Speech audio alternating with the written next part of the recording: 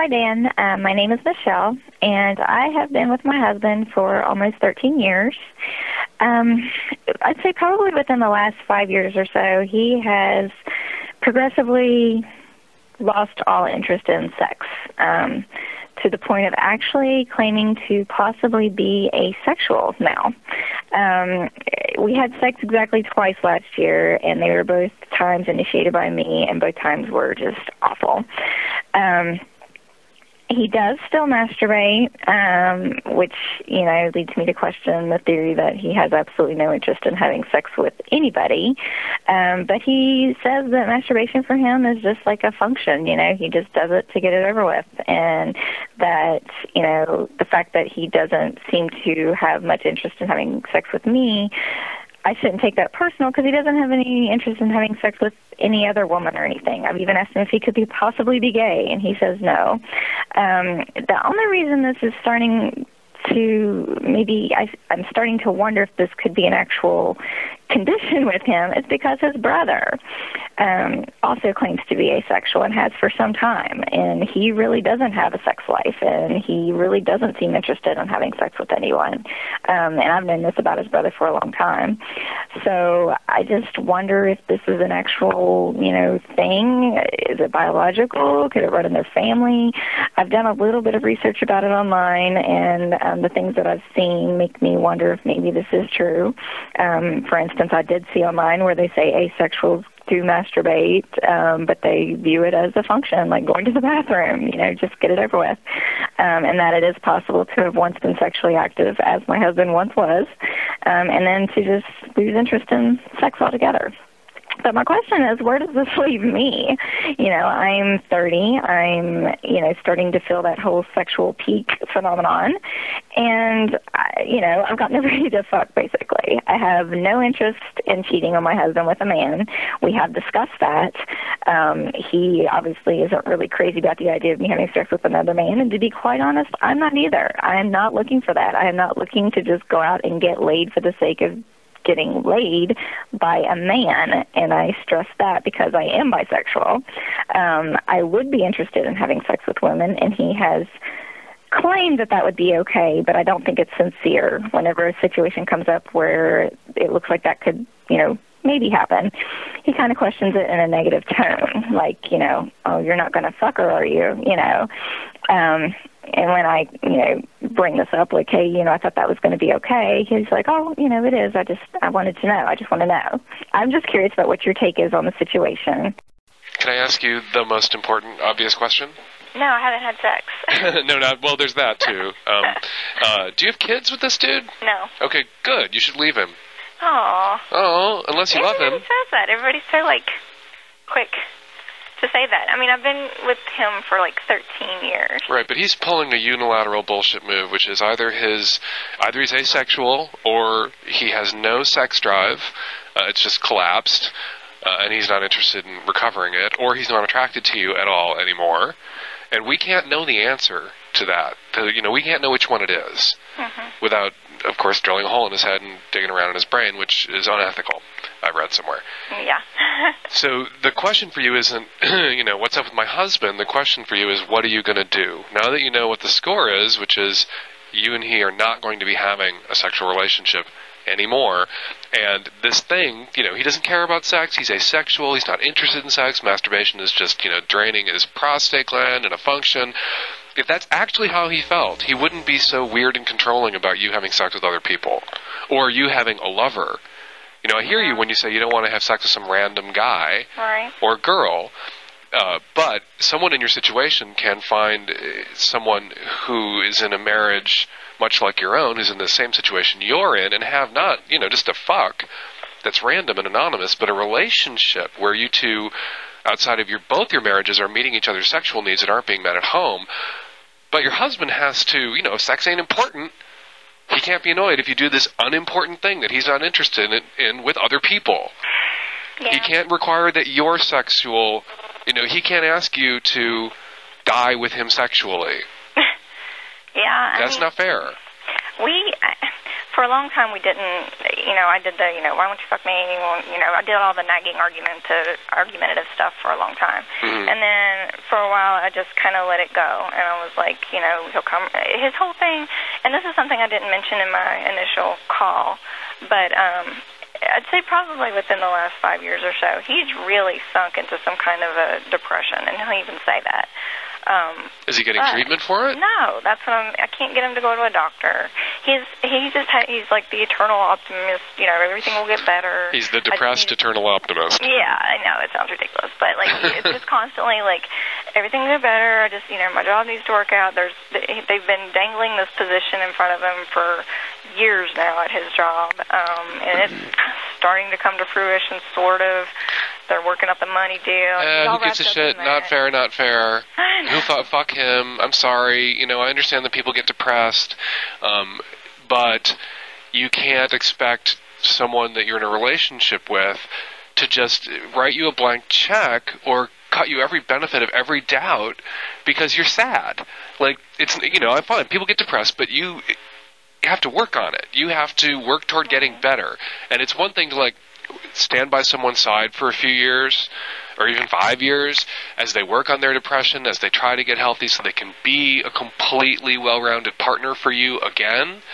But he can't expect you to stand there while he does nothing about getting better, about his depression, about his lack of a sex drive, and expect you to just hang out forever, never have sex ever again, and never be in a relationship again with someone who's fully present. Well, the hang-up that I have, and I was close to the whole, okay, what do I do now? I'm going to end up leaving him. It's like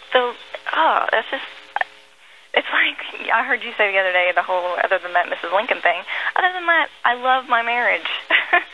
But it's just like this one huge shit cloud that just hangs over. Right, and that's fine. If you love your marriage and you want to stay, then you should say that to him and say, but I'm staying. But there are things in this marriage that I've accepted that aren't what I necessarily wanted. Because I'm willing to compromise, I'm willing to take the good with the bad, but you're going to have to take the bad with the good. And the bad for you is going to be, I'm going to get my sexual needs met elsewhere. And I don't want any grief about it. I don't want any manipulative long faces about it, and I'm not going to tell you about it.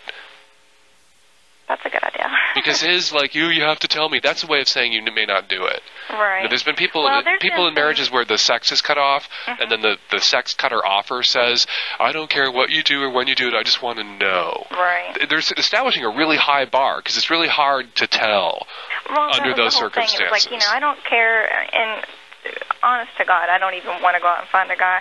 I love girls as far as sex goes, and I would think I would be completely fine with that arrangement. And there's been like a few things that have come up here and there. Some girlfriends and I have done stuff, and just most recently there was something going on where I had some friends come down and spend the night, and we like got a hotel and went out on the town and all that stuff. And he was just shit about it. Sort of, not bad, but I mean it was just like, I think the negative question was along the lines of, you're not going to have sex with them, are you? Why shouldn't you? Yeah, that's what I was like, I might. Did you say that? But yeah, and he was like, well, I just want to know. I just didn't want it to be like a secretive thing that they came down here just for that. Or you just have to tell him, blanket, I may, if when the opportunity presents itself, act. Right. And you'll have to deal with it, and if you want to know, I'll tell you after the fact, but I don't want any grief about it, and you need to go see a shrink and work on your fucking depression. But good with the bad, good with the bad. Right. He can't ask you to be sad and depressed with him, and he can't ask you to never have sex again because he's not interested in sex. And he has to take responsibility for that. We owe it to our partners to be emotionally healthy or working toward it. We can't be emotional fucking wrecks and basket cases and expect people to just stand there in limbo forever, emotionally or sexually, while we do nothing to get better or get healthy. Right. And you know what they say about hitting bottom with alcoholics and addicts and sometimes depressed people? That's what it takes.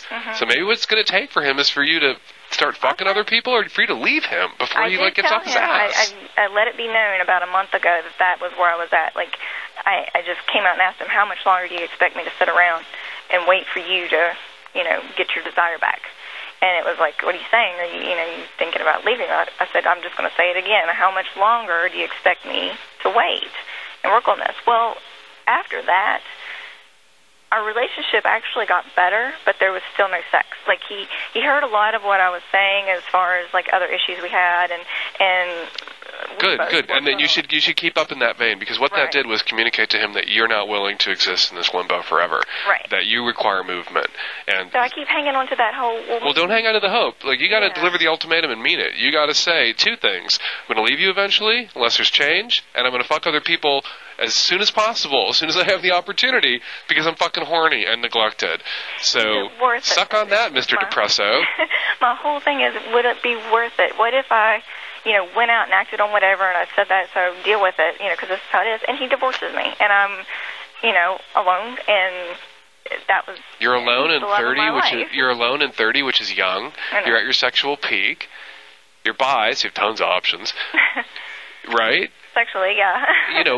That's where you have to ask yourself, what's worse, being in this state, in this marriage, with this depressed guy who isn't interested in sex, who's manipulating me emotionally, who's killing my sexuality, or being quote-unquote alone? Like, what's worse? I don't really, I guess, me alone. I know there's a chance I could find somebody else. There's a good chance you could find somebody else. I love him, though. I mean, well, I know then that's stay like with the dumb him. Girl. I know this is the whole dumb girl scenario that just pisses me off, that I've become this way.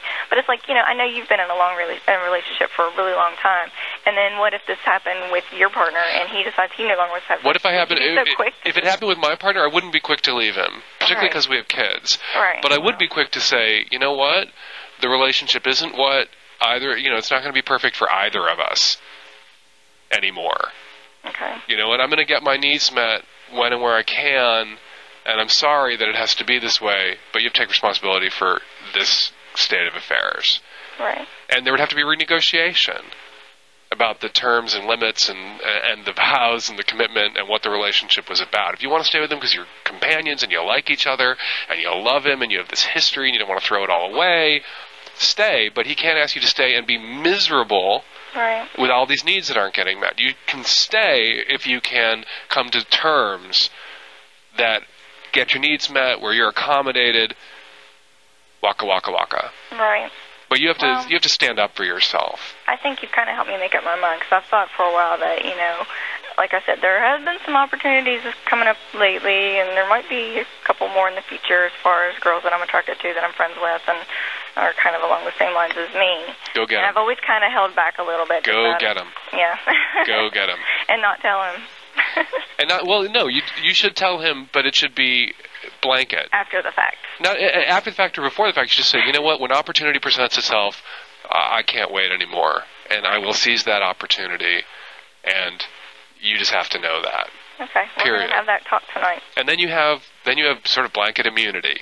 Mm-hmm. Then if he finds out you fucked this other girl, you'll be like, I told you I was going to fuck somebody else when the opportunity presented itself, and guess what? It presented itself, and I did. Okay. Well, that sounds like a plan. Okay, good luck with it. Thank you. I hope the girly girl sex is super duper hot. You deserve it after this long wait. It's just to lie, so hell yeah. Talk to you later. Thank you. Bye. Bye.